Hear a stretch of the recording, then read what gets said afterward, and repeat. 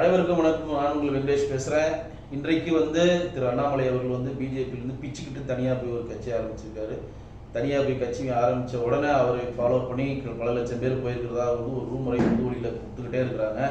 1 மணி நேரத்துக்கு 1 லட்சம் சேர்ந்துக்கிட்டே இருக்கிறாங்கன்னா இன்னைக்கு 36 மணி நேரம் 48 மணி நேரம் ஆயிடுச்சா 48 லட்சம் பேர் சேர்ந்துட்டாங்களா அப்படின்ற ஒரு கேள்வி எழுது. தமிழ்நாட்டில் குறிப்பாக சொல்லப்போனால் டெல்லியினுடைய சப்போர்ட்டில் அவருக்கு ஓய்வு பாதுகாப்பு கொடுத்து, அவருக்கு துணைத் தலைவர் கொடுத்து, அப்புறம் தலைவர் கொடுத்து, அரவக்குறிச்சி வேட்பாளர் கொடுத்து, 2024 நாடாளுமன்ற தேர்தலில் தலைமை தாங்கிற பதவியை கொடுத்து, கிட்டத்தட்ட 23 இடத்துல போட்டி போடுறது விஷயத்தை கொடுத்து, கோயம்புத்தூரில் ஒரு போட்டிகளை கொடுத்து டயர்டாயிட்டோம். இவ்வளவு கொடுத்து ஒண்ணுமே சாதிக்க முடியாத திரு அண்ணாமலைஜி அவர்கள் எதுவுமே இல்லாம வெளியில சாதிக்க போறாரு. இதை நம்பி ஒரு பெரிய கூட்டம் போயிட்டு இருக்கு. அது எப்படி சாதிப்பாங்கன்ற எனக்கு அது புரியல. இவ்வளவு கொடுக்குறோம், பறக்கிறது ஹெலிகாப்டர் கொடுக்குறோம், ஃப்ளைட்டு கொடுக்குறோம். நீங்க லண்டன்ல போய் படிக்கணும்னா ஜாஜா போய் படிச்சுட்டு வா, இலங்கை சிறப்பு தூதரா போயிட்டு வாங்க. அங்க போய் இந்தியாவினுடைய பாஜகனுடைய செயற்குழு கூட்டத்துல யோகி ஆதித்யநாத் முன்மொழிகிறாரு, அண்ணாமலைஜி வழிமொழிகிற மிகப்பெரிய ஒரு கட்டமைப்பை கொடுத்துருக்காங்க. இங்க இருக்கக்கூடிய சென்ட்ரல் மினிஸ்டர் யாரா இருந்தாலும் அண்ணாமலை போய் நேரடியாக சந்திக்கிற ஒரு கட்டமைப்பை கொடுத்தாங்க.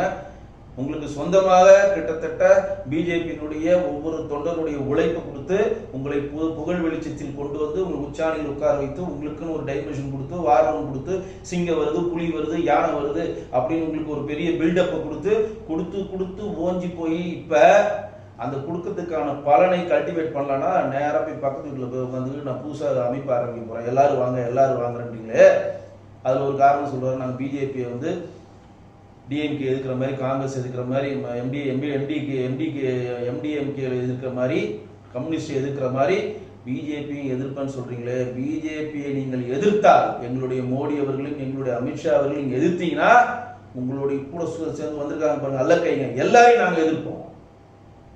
எங்கள் மோடிஜி அவர்களையும் எங்களுடைய அமித்ஷா அவர்களையும் எங்களுடைய மாநில தலைவர் நயினார்ஜி அவர்களையும் ஒருங்கிணைந்த மனிதநேயம் சொல்ற தீனதயாள் உபாத்யாயுடைய அந்த பிஜேபியினுடைய திட்டத்தையும் சப்கா சாத் சப்கா விகாசம் சொல்கிற, அனைவருக்கும் இணைந்து அனைவருக்கான வளர்ச்சி செய்கிற இந்த தத்துவங்களை தாண்டி யார் ஒருத்தர் வெளியே போனாங்களோ அவர்களெல்லாம் சுயநலவாதிகள், அவர்களெல்லாம் அதிகார பசிக்காக அங்கே போயிருக்கீங்க. தயவு செய்து உங்களுக்கு எல்லாம் ஒரு விஷயத்த சொல்றேன், இவ்வளவு கட்டமைப்பை கொடுத்தோம் சொல்றேன், இவ்வளவு கொடுத்தே முட்டை போட்ட நீங்கள் அங்க போய் என்னத்தை டெலிவரி பண்ணுவீங்க எனக்கு புரியல.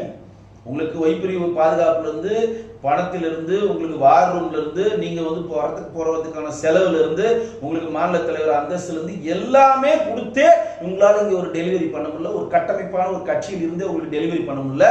ஆனால் எதுவுமே இல்லாம நான் அங்க போய் டெலிவரி பண்ணுவேன்னு சொல்றது நம்பி ஒரு கூட்டம் போது பாருங்க. அந்த கூட்டத்துக்காக தான் இந்த பதிவு. தயவு செய்து மக்களே, நம்மளுடைய இந்துத்துவ தத்துவத்தை நோக்கி நகராதீர்கள்.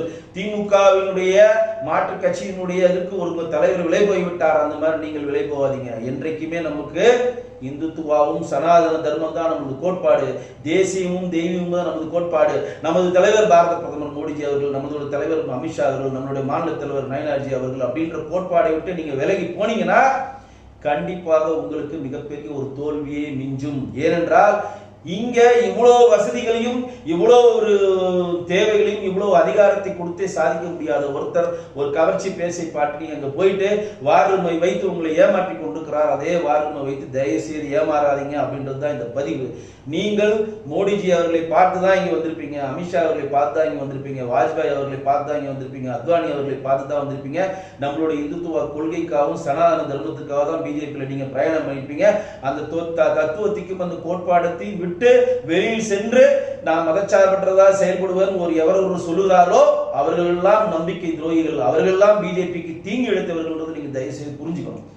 அப்ப இங்க இருக்கக்கூடிய ஒட்டுமொத்த கட்டமைப்பை நீங்கள் புறந்தள்ளி விட்டு புது கட்டமைப்பை ஆரம்பித்து நாங்கள் வெண்டெடுத்து காட்டுவோம் நீங்க சொல்றத சின்ன குழந்தை கூட நம்பாது.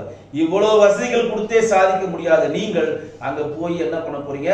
இங்க முட்டை போட்ட நீங்கள் அங்கேயும் போய் முட்டை தான் போடுவீர்கள் என்பது நிதர்சனமான உண்மை. 4:38 வந்து